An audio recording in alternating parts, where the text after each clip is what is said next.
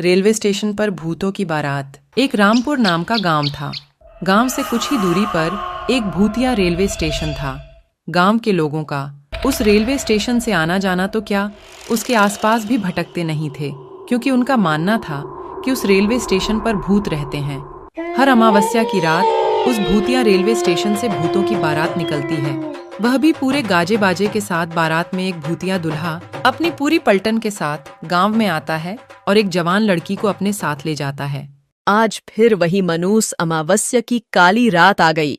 घर में एक जवान बेटी है, कैसे मैं उसकी रक्षा करूं? घबराने की कोई जरूरत नहीं है। मैंने घर के सभी खिड़की दरवाजे बंद कर दिए हैं।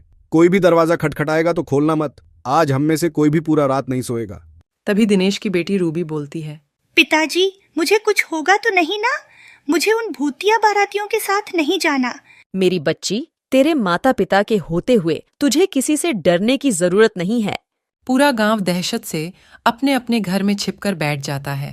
तभी गांव में ढोल और शहनाई की आवाजें आने लग जाती हैं। आवाज इस भूतिया बारात की ही थी, जो रेलवे स्टेशन से निकलकर गांव की तरफ आ रही थी। गांव वालों, दिखाई और सुनाई नहीं देता क्या? तुम लोग को तो देखो, बारात आई है। हमारा स्वागत नहीं करोगे? मेरी दुल्हन कहाँ है? कहीं दिखाई नहीं दे रही मुझे। अब भूतिया बारात गांव में आ चुकी थी। सुनीता अपनी फूल जैसी बेटी को एक कोने में छुपाकर बैठी हुई थी। तभी भूत आगे की तरफ बढ़ता है और जोर जोर से हंसने लगता है।